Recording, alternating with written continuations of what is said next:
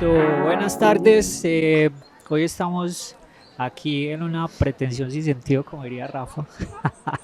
Eh, en el contexto de la feria del libro de La Ceja, uniéndonos pues como a la discusión y a la reflexión desde la palabra. Entonces hemos querido como armar aquí una conversa de parceros desde Sosiego Café. Gracias a David y a todo el equipo por invitarnos. Y bueno, la idea es hoy, digamos, cruzar impresiones y sensaciones y lo que nosotros pensamos, sin que esto sea más que un punto de vista sobre un libro, del que pues a mí me han hablado dos amigos que aprecio mucho y que yo he dicho, pero que tiene pues ese tal libro, pues que es que hay que leerlo. Y pues vi por ahí como una entrevista de Gilmer Mesa, que es el autor de La Cuadra, del libro que vamos a conversar, y yo dije, este man tiene una visión bacana. Entonces quise invitar a esos dos personajes que me acompañan hoy, Rafa Martínez, que ahorita nos cuenta a qué se dedica, y Julián Aguirre, para conversar sobre pues, por qué ese libro ha sido interesante, por qué plantea unos escenarios desde los cuales es bacano reflexionar para, digamos, muchos que vimos esa época de los 80s y los 90s que pasaron tantas cosas. Y bueno, de aquí estas tres polas y este café a ver qué nace. Entonces, Rafa, ¿qué más? ¿Cómo vas? Contanos vos a qué te dedicas y por qué estás aquí. ¿A qué me dedico? Yo qué A te dar dije. vía a la comunidad. No, mentira, yo soy docente, soy profe en una institución de acá del municipio, en el Consejo Municipal. Y bueno, aparte de eso, cuando tengo tiempo, sí, a dar biel, a leer, que me gusta mucho, y a hablar caspa con ustedes cuando no estoy haciendo ninguna de las anteriores. Y eso es lo bacano, porque cuando uno se sienta a hablar de libros con estos dos personajes, yo creo que es otra forma de leer. Y por eso me gusta pues que armemos este parche, como decías ahorita, tras cámaras sin pretensiones, sino que releer los libros también es importante y en la voz de otras personas. Y Julián Aguirre, que sí lo conocen de Instagram, Ah, no, No, sí, ¿cómo profesor te de parece, Instagram. pues? profesor influencer. No, muchas gracias, Cami, por abrir el espacio. No, claro, siempre que nos sentamos a conversar, de hecho, yo creo que yo llegué a los libros gracias a ese espacio de conversación. Incluso el mismo Gilmer lo dice, que cuando él llegó a la universidad y pillaba a los compadres hablando de libros, uno queda como, viste, pero yo quiero saber más. Entonces, de alguna manera, como que en las conversaciones que nosotros teníamos, también ese ha sido como un deseo que siempre nace ahí. Es como, marica, pues esta gente me está hablando de un libro, vamos a leer a ver de qué se trata. Y finalmente, pues eso nos ha unido muy bacán. ¿Y a vos a qué te dedicas? Pues yo soy profe, hace ya como 15 años, profe de ciencias, de física, de matemáticas, pues muy gomoso con el mundo pues de la ciencia y de explorar el universo. Y creo que también que esto es una forma muy bacana como de conectar con los pelados. A mí me pareció que este tipo de ejercicios, sobre todo este tipo de libros y de autores, me parece que son un elemento muy, muy poderoso para conectar con los chicos. Sí, a mí cuando yo los escuchaba a ustedes hablar de este libro, creo que lo que me llamó la atención fue que, pues hablar de los 80 y de los 90 fue también una época en la que nosotros vivimos, ¿sí? Ok, que como hablaba con Rafa algunas veces por ahí pedaleando, o sea, estábamos al borde pues de un conflicto que se estaba acrecentando en Colombia y pues uno estaba o escuchando Nirvana oyendo las escalas del teatro a ver qué pasaba, pero como que se estaba cocinando ahí un tema complejo. ¿Qué piensas vos, Rafa, de cómo influye ese contexto, principalmente pues en los jóvenes que pueden estar hoy viviendo otro escenario, de pronto ya hay un post-conflicto, pero cómo afecta ese contexto para uno definir pues para dónde agarra o qué quiere hacer en la vida? Pues Cami, eh, nada más anoche conversando con Julián pues como para tratar de ir palabreando este ejercicio. Hablábamos pues como de eso y de cómo ese contexto que describe Hilmer en el libro,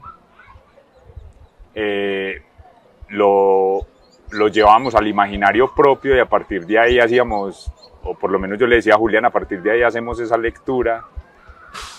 Y entonces, pues una de las cosas que yo me encuentro con la lectura de Hilmer es que, bueno, estamos en los márgenes, ellos y nosotros, pero yo creo que nosotros todavía más al margen, o todavía, no sé si más al margen o más marginados, en la medida en que no estamos tan expuestos a las posibilidades de vernos enredados en ese conflicto. Ellos sí estaban en ese margen que los tenía siempre al borde de verse enredados en eso, y por eso digamos esas dos categorías que surgen en la narrativa de Hilmer, de los pillos y los sanos, y quienes logran salirse de ahí. En cuanto al, pues, y eso para responder a tu pregunta, en el sentido de qué tanto el contexto nos determina, pues siempre habrán elementos en el contexto que terminarán pesando, pero una de las cosas que yo le decía a Julián anoche era como que precisamente es la narrativa de Hilmer lo que nos muestra es como, bueno, es que no nos tenemos que dejar determinar, tiene que haber siempre un elemento de rebeldía en los sujetos para decir hasta dónde se quieren dejar captar y hasta dónde no. Entonces, en esa narrativa los sanos no se dejan determinar por el contexto, ¿sí? Nosotros, como estábamos más marginados todavía de ese país que se enfrentaba y que se mataba y que se chorreaba de sangre, como estábamos todavía más aislados de eso, porque estos pueblitos finalmente están encerrados entre estas montañas y como que no le importaban a nadie, por lo menos en los 80 sobre todo. Entonces esa guerra, ese conflicto no determinó mucho o no nos influenció mucho. Terminamos estando muy aislados, incluso de eso, o sea, estábamos aislados para lo bueno y para lo malo. Y entonces ese contexto de violencia nacional a nosotros no nos pateó mucho, diría yo, por lo menos en los 80, cuando nosotros crecíamos, cuando nosotros éramos unos niños, a diferencia de lo que plantea Hilmer más que en la cuadra, yo diría que en la cuadra y en Aranjuez, porque es en los dos. Ahora, en los 90, y lo hablaba también anoche con Julián, en los 90 ahí sí ya empezamos a ver que nos salvamos de chepa. O sea, yo no sé por qué no terminamos enredados en esa vuelta, porque teníamos todas las posibilidades de caer enredados de cualquier manera, como víctimas o como victimarios. Pero ahora cuando miramos el retrovisor y vemos lo que era la ceja en los años 90, sobre todo a finales de los años 90, uno podría decir, parce, nos salvamos de chepa. O sea, en serio yo a veces pienso, a mí por qué no me mataron, a mí por qué no me desaparecieron. Lo que siempre era lo que decíamos que éramos los bichos raros. Exacto, sí. O sea, yo tenía el perfil para ser un desaparecido. Afortunadamente no lo fui. Y nunca, pero eso sí, la guerra pues como que nunca me interesó, pues como que yo me quiero convertir en uno de los guerreros, pues no, o guerrear en uno de los bandos, no. De hecho me tocó pagar servicio militar y me pareció una mierda, pues, el peor año de mi vida, y pudo haber sido peor. Entonces creo que también hubo en nosotros, al final, un acto de rebeldía, o sea, nos rebelamos contra un contexto que nos decía que estamos lo suficientemente marginados para no terminar pesando en nada y para no ser nada. Pues yo creo que hoy, por lo menos para satisfacción personal y de los que estamos cerca, hombres, si terminamos siendo algo que además nos parece parchado. Y Rafa, yo quisiera ir para que Julián también digamos, nos introduzca, y es esa lección que hicimos de la educación, que muchas veces hablábamos con vos de los papás convencidos de, bueno, hay que estudiar, o sea, ese es el camino. Pues yo no sé qué va a pasar y yo no sé eso qué les va a ustedes detonar en el futuro, pero no señas pues también como en esa obstinación por la educación, pues también el libro lo denota como que, bueno, o usted elige el camino del mal o el arte o acomoda hacia el barrio. Incluso es muy teso porque lo conversábamos con el Rafa y es que, pues por ejemplo, Hilmer habla de un elemento que es como el destino, o sea, él mismo lo llama el fatum, o sea, es como si de alguna manera nosotros o por suerte o por algo que pasó en el barrio hubiéramos estado determinados a que no íbamos a hacer otra cosa y que íbamos a hacer esto que somos. Y que dentro de las preguntas que nosotros nos hacemos es que a veces nos parece increíble que en medio de todas esas cosas que pasaron, en ese contexto sobre todo, y que aún así con papás que con su sola presencia, que incluso Hilmer lo habla muy bacano en el libro, sobre todo en Aranjuez, en ese elogio que hace del papá, y que incluso él lo dice mucho, es como la mamá siempre ha sido una figura en Colombia, una figura muy, digamos, muy preservada, muy cuidada, pero en la imagen del papá también como la reivindicación, y nosotros en la casa pues lo hemos vivido. Muchas veces el papá, a veces en silencio, pero con acciones que lo conversaba yo con el Rafa, a veces con acciones inexplicables, incluso por ejemplo, le decía yo al Rafa ayer que los papás, por ejemplo, no le hablaban a uno en primera persona como hijo, te quiero mucho, sino que era como, ustedes saben que en esta casa los queremos mucho, o sea, como tercerizando. Y entonces, claro, hoy tarde nos damos cuenta de que quizás ese amor que nos manifestaban los viejos estaba dado de otras maneras y que gracias a eso, gracias a esos sacrificios, a esa visión, pues pudimos llegar acá. Y de hecho el man lo hace muy claro ahí en el texto. Una imagen de un papá que incluso se iba, porque el papá pues tenía su camión y se iba y volvía 5 meses después, y él anhelaba la llegada del papá a la casa, o sea que había algo ahí de fondo muy bacano, muy teso, que era como ese abrazo paternal que le servía a él como para decir, tengo una imagen que me duele y que quiero mucho. Esa mirada de Gilmer me gusta mucho porque también valora como que el barrio es el que, pues, y que no necesita adornos ni ser un eufemismo turístico para decir que es bacano, ¿cierto? Por ejemplo, la narrativa de Alcolíricos. Vos desde la música, Rafa, ¿cómo es también pues esa válvula que es el arte para poder desatar como también esa decisión de estos locos? Porque dijeron, bueno, yo aquí estoy viendo plomo por lado y lado, pero me voy a dedicar a rapear a ver para dónde llega esto. Pues, Camilo, a ver, yo no sé, pues finalmente termina siendo como difícil de determinar qué tanto el arte o las expresiones artísticas les trazaron de una u otra manera la ruta a estos personajes, pues a Hilmer. Ellos ahora lo dicen y lo reconocen, y pues los productos entre comillas, que ellos mismos elaboran, nos dicen que efectivamente el arte tuvo un peso determinante en la experiencia de ellos, ¿cierto?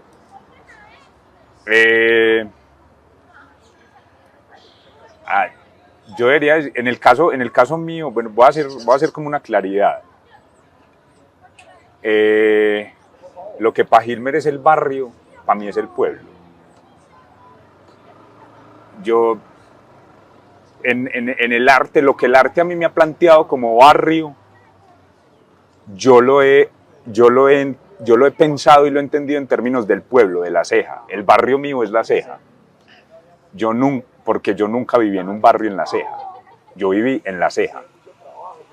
A diferencia de ustedes, por ejemplo, ustedes pasaron toda su infancia y buena parte de su adolescencia. Exacto. En San Cayetano era un barrio muy definido en La Ceja, era una zona muy definida en La Ceja.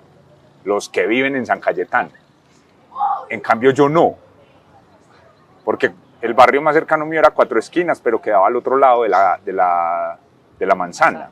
O sea, yo no vivía en ninguna parte, acá de Austar. Entonces, yo cuando en el arte, y lo hablaba ayer con Julián, cuando Nepentes, cuando escucho Nepentes y Nepentes me habla de barrio, yo pienso en La Ceja. Cuando Alcolíricos me habla de barrio, yo pienso en La Ceja, y cuando leo a Hilmer y Hilmer dice Aranjuez, yo digo La Ceja. En La Ceja, cuando nosotros crecíamos, y puedo estar equivocado y habrá quien me diga, este sí será mucha hueva, ¿cómo que no? Cuando nosotros crecíamos, por lo menos yo no tuve una percepción de movimiento artístico en La Ceja, yo nunca lo vi. Había que buscarlo por fuera. Y esas expresiones artísticas que yo empecé a buscar por fuera, en muy buena medida determinaron que yo no me involucrara en cosas malucas. Porque llegó la música y para mí eso era lo más importante. O sea, yo no quería sino perseguir cosas y escenarios y contextos y personas que tuvieran que ver con la música y con las músicas que a mí me gustaban. Y eso, pues no sé, digamos que eso no hace parte ni de los escenarios de criminalidad, ni de violencia, ni de nada. Pero yo en la música, en cambio, escuchaba que se me narraba la violencia del país. Y eso sí me parecía muy poderoso. Y cuando empiezo a tratar de buscar estos manes, porque quiénes eran los que narraban por medio de la música esa violencia, qué hacían, dónde habían crecido y por qué habían terminado narrando esa violencia, pues lo que me encuentro es que son unos manes que están en resistencia, como este man. Sí, que incluso este man dice que él llegó a la literatura no como un acto, digamos, como un placer o como un hobby. Él dice que realmente era una manera de liberar el dolor. Que él decía, yo cómo me saco este dolor tan grande que tengo por la muerte de mi padre, por la muerte de mis amigos, por la muerte de la gente que yo más quiero, de mi hermano. Y él decía, no hombre, es que para mí la literatura, corrí con suerte, porque lo conversamos, que corrió con suerte que Random Pending House le publicó, pero él decía, hombre, yo corrí con suerte, pero a mí me gusta escribir porque es una manera también de hacer catarsis. Claro. Pues sí, y eso es el arte, ¿no? El arte finalmente termina siendo eso, pues por lo menos el arte, para muchos artistas en este país que lleva 70 años derramando sangre, pues el arte, exactamente, el arte y los artistas terminan siendo unas personas que necesitan esas expresiones para hacer catarsis, para sacar todo eso con lo que no están de acuerdo, porque, bueno, yo no sé, lo sabrán, con seguridad que los hay, pero la mayoría de los artistas no están de acuerdo con la violencia y la violencia les parece una mierda, pues, como a estos manos. En esa imagen del barrio hay algo que me parece muy, muy bacano y es que incluso Gilmer lo dice, que la aspiración de muchos es irse del barrio, pero él decía, nosotros al contrario, lejos de ese nivel aspiracional, la aspiración de nosotros era quedarnos. O sea, lo que pasó con Alcolíricos, con Gambetta y todos estos manes. Y que incluso uno lo ve hoy, que es un fenómeno que también me parece un fenómeno social interesante, y es que incluso muchos sueñan con ser como ellos. Incluso por ahí hay unas letras de los temas de ellos que es como, vos querés ser como yo y yo quiero tener lo que vos tenés, pero vos querés vivir como yo, parcho en el barrio. Y eso se hace también a veces como un cierto arribismo, como tan chévere lo que están haciendo. Sí, como que los del barrio popular no son gente, pues, y viven más parchados que en el poblado, sí. La Milla de Oro. Sí, claro. Bueno, con respecto a lo que dice Julián es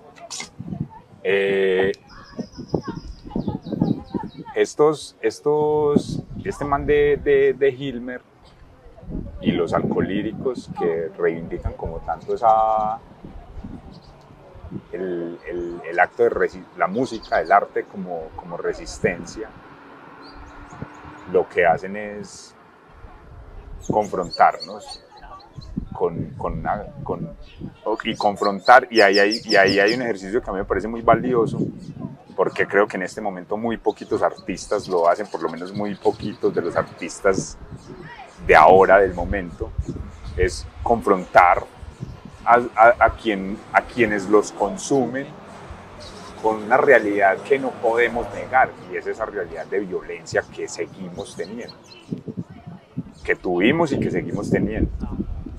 Entonces a mí me parece que ahí hay un punto muy rescatable y muy bacano del ejercicio que hacen estos manos. Y es que yo creo que pues al invitarlos a esto y todas las cosas que tratamos de mover aquí en la CEA en el tema cultural, un poco es desatar esa conversación, ¿cierto?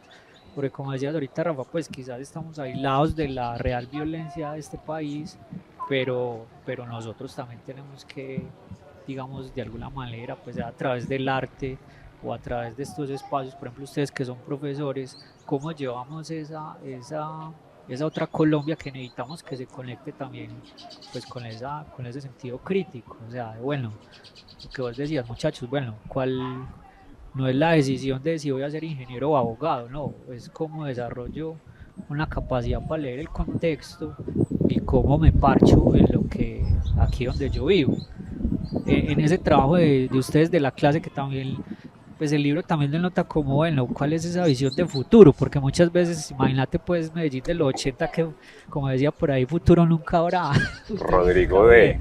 Exacto, entonces... No futuro. No futuro, entonces, y también lo hablamos con Caparrós, de bueno, ¿por qué los jóvenes ahora, o sea, hablar de futuro es una cosa muy gaseosa? ¿Cómo trabajan ustedes esto? Yo sé pues que es un reto muy teso, pero ¿qué visión tienen ustedes cuando se parchan en el aula con las herramientas que ustedes utilizan, cuando llevan una película, cuando ponen una canción? O sea, ¿cómo es esa apuesta que ustedes están haciendo desde el aula para decir, parce, no es un futuro de la idea, de la concepción, que yo creo que también a nosotros en algún momento nos hizo cierto daño porque pensamos que era una tierra prometida, pero entendimos que era parchar, o sea, que era salir en cicla, que era tomarnos la pola, tratar de hacer resistencia en lo que podíamos. Pero ahora, ¿cómo está esa discusión?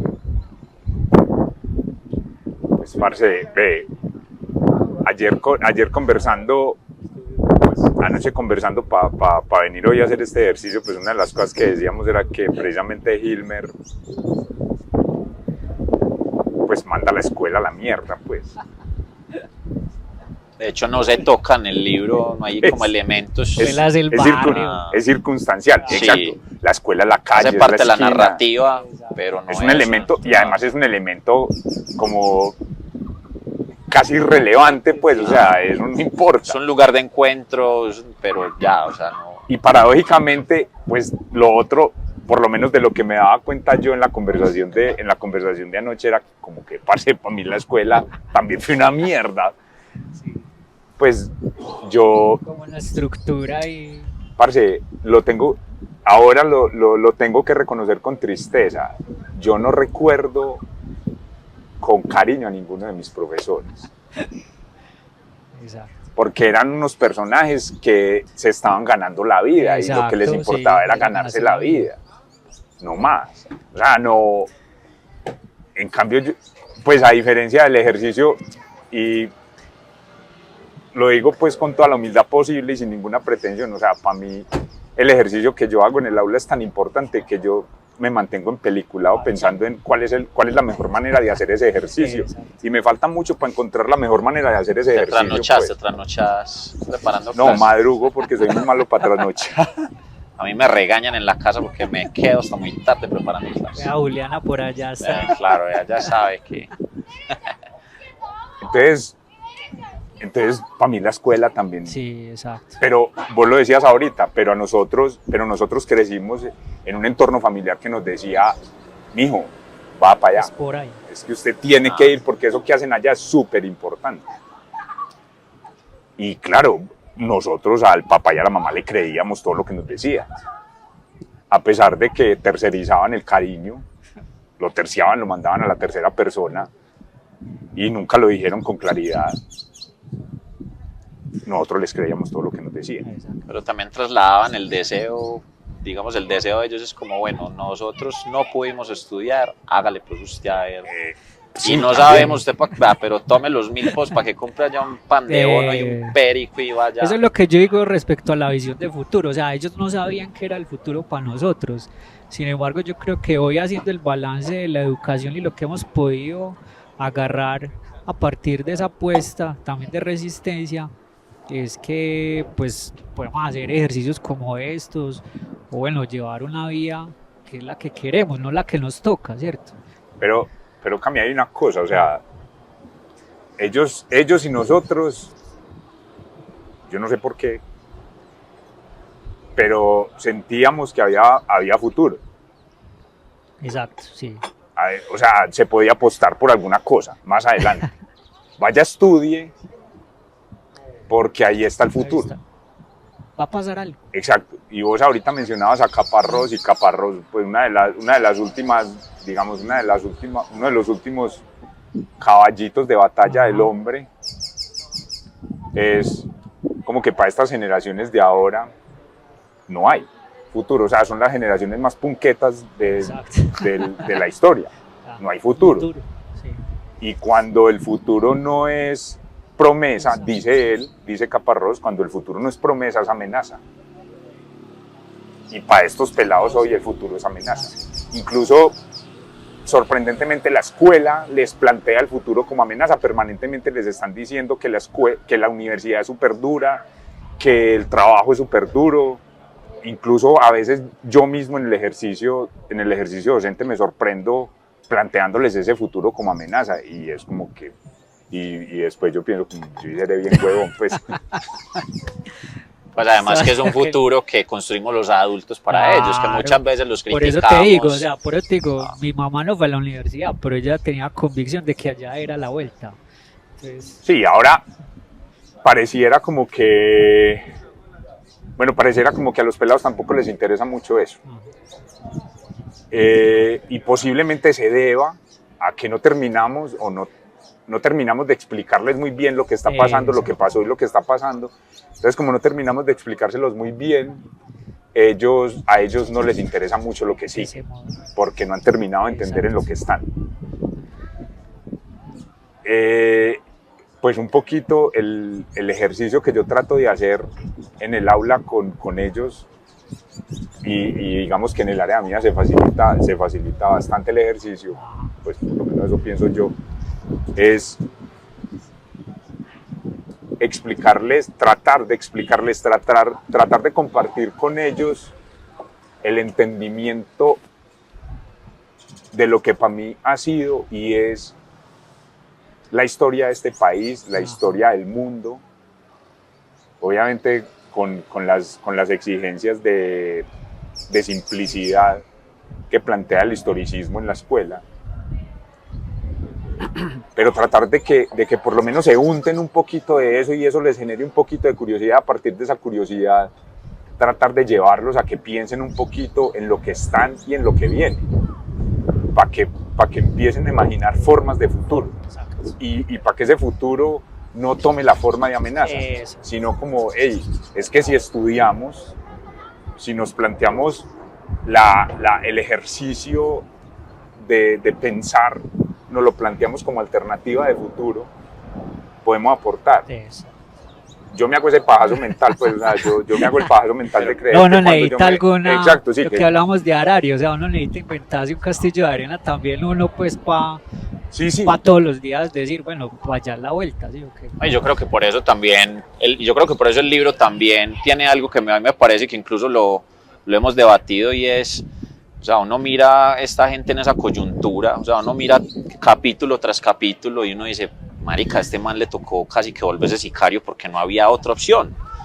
O sea, un man que llega a la casa y encuentra al padrastro picando a la mamá, pues haciendo un poquito spoiler ahí en el libro, pues entonces uno dice, o sea, ¿en qué condiciones o qué cosas pasan a veces que incluso trayéndolo al aula, que uno, pues digamos, el discurso que uno le da a los chicos es como, bueno, listo, somos pobres, supongamos que estamos en condiciones, digamos, inferiores en lo que respecta pues a lo que tiene que ver como con este asunto de qué tenemos y qué poseemos y todo lo demás, pero eso no, digamos que también hay algo ahí detrás y es la posibilidad de ver el conocimiento como un placer, no como una herramienta aspiracional. No es como vos no vas a estudiar para tener un carro, para tener un apartamento, sino es un elemento para la vida misma, o sea, para contemplar la naturaleza, para vivir bien, para estar tranquilos, que es lo que nosotros tanto defendemos. O sea, nosotros no, pues por lo menos creo que entre nosotros ese discurso de nosotros queremos estudiar para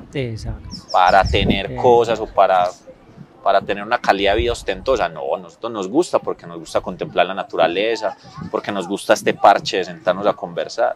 Entonces también es como que uno ve todas esas historias. Yo, en serio, yo veía, de hecho yo lo conversaba con Julián en la casa, cada que leía el libro yo era como con esa ansiedad de contarle a ella, porque también yo decía, no, es que de verdad que crecer en la puta pobreza sí es una trampa, y esas son las famosas trampas de la pobreza. Que es el sentido crítico. Y ahí, como para ir cerrando, quisiera que habláramos como de esas, por ejemplo, esas historias de La Ceja que fueron de alguna manera eso, o sea, trampas de la ignorancia. Pues te acuerdas, Rafa, por ejemplo, lo que era Casablanca, que el puente de las brujas, o sea, que decían, bueno, no, estos metaleros que van a comer gatos el fin de semana, ¿cierto? Pero eso se dijo mucho y todo el mundo, pero pues uno que es que se encontraron una cabra, la cabeza por allá por Chaparral. Entonces aquí también lo que vos decís, La Ceja también fue como un pequeño barrio donde esos mitos se construyeron, pues también hay que decirlo, aparte de la idiosincrasia religiosa que yo creo que ha atravesado este pueblo, pero que también para nosotros que decidimos en esos 90s tomar otro rumbo frente a la música, por ejemplo, creo que eso nos dio fue risa. ¿O cómo lo ves? Pues que yo diría que el rumbo de nosotros, más que frente a la música, es a partir de la música, o sea, de la música como elemento determinante de un montón de cosas en la vida de nosotros. Y un elemento además tan fuerte, pues, como que nos permite como ignorar todas esas cosas, yo no sé, dejar de lado como todos esos comentarios y, bueno, hágale pues, diga lo que quiera, pues a la final, yo no sé, cuando estamos en esos 20 años... Bueno, Rafa de Chivera y bien demente. Que fue el padre a echarle los santos óleos. Este demonio. Esa es buena. Pero, parce, la música termina siendo el elemento que nos permite escapar. Escapar en últimas, de todo lo que había que escapar. Que era el mensaje que no nos daba la escuela, que lo conversamos ayer. El mensaje que no nos daba la escuela, entonces era como, oíste, pero está la música que me está diciendo algo de la realidad de mi país, que me está diciendo algo de la realidad incluso del colegio. Pues en mi época, por ejemplo, no sé, la mojiganga, que era una crítica a la nación, una crítica al colegio, y era una manera también de, consciente o inconscientemente, de llegar con ese discurso al colegio y decir, no, es que yo he aprendido cosas a través de la música que quiero incorporar en el debate que tenemos como simples pares académicos, como estudiantes. Bueno, Cami, vos planteabas antes como hablabas del ejercicio en el aula y como desde ahí tratamos de, no sé, de hacer cosas, y pues no quería que termináramos sin contar. Que pues que en este momento yo estoy haciendo un ejercicio de lectura en voz alta, precisamente de Aranjuez, con los muchachos de décimo en la institución. Y claro, para los muchachos, para algunos de ellos, o no sé, a lo mejor para la mayoría, es como, bueno, los 5 o 10 minutos parchados de la clase en los que lo único que tenemos que hacer es escuchar al profe porque las historias están parchadas. Muy buenas. Pero sin necesidad de más nada. Pero digamos que lo que yo estoy tratando de hacer es articularles eso con ese contexto nacional y que los muchachos se den cuenta ahí, venga, así como Hilmer no se dejó de terminar, así como Hilmer se rebeló, es que ustedes también lo pueden hacer, porque precisamente uno muchas veces, yo personalmente, sobre todo al final de esa etapa de la escuela, los veo como muy desesperanzados, como, pues puta, voy a terminar esto y el otro año ¿qué me voy a poner a hacer? O sea, hoy es para debajo de un plástico o a mesiar. Es como que, no, o sea, arme su película. Exacto, o sea, este man le zumbaban las balas por las orejas. Los ejercicios son muy potentes porque me hiciste acordar que a mí, por ejemplo, en octavo me pusieron a leer el Miocid que es con un español del siglo XI, pues es, weón, uno de 13 años, eso no le entra. O sea, por ejemplo, me parece que este tipo de lecturas... No, ni a los 47, no, es que en serio, es que imagínate uno en octavo, noveno leyendo el Mío Cid, o sea, con todo y que lenguaje que a uno no. Entonces, claro, de hecho, yo vine a conectar con la lectura ahorita ya terminando la universidad, pues, te digo, o sea... Claro. Y entonces también es también que si esto lo va a ver alguien y lo va a escuchar alguien, o un profe sobre todo, hombre, hagamos que la lectura sea un parche, que sea total, sí. porque hace falta, lo Bueno, que vos decías ayer, porque leer es imaginar simplemente, o sea, ayer lo hablamos con el Rafa y todo, pues como que uno se sienta a leer esto y yo me imaginaba literal las casas en San Cayetano, la esquina, o sea, uno como que transpone personajes, cruza historias. Y eso es muy poderoso, o sea, yo creo que ese ejercicio de la lectura... Pues sí, si lo que queremos es enganchar a los pelados para que lean, pues parce, no sé, organiza tu planeación y no les digas que lean el Mío Cid, pues, o sea, el Mío Cid habrá que leerlo. Cuando seas un filólogo ya sí, muy pues yo no sé, yo no lo he leído y yo creo que no lo voy a leer, listo, pero si tenemos a Hilmer, yo creo que el pelado de ahora se va a motivar muchísimo más fácil leyendo a Hilmer que leyendo al Mío Cid, pues.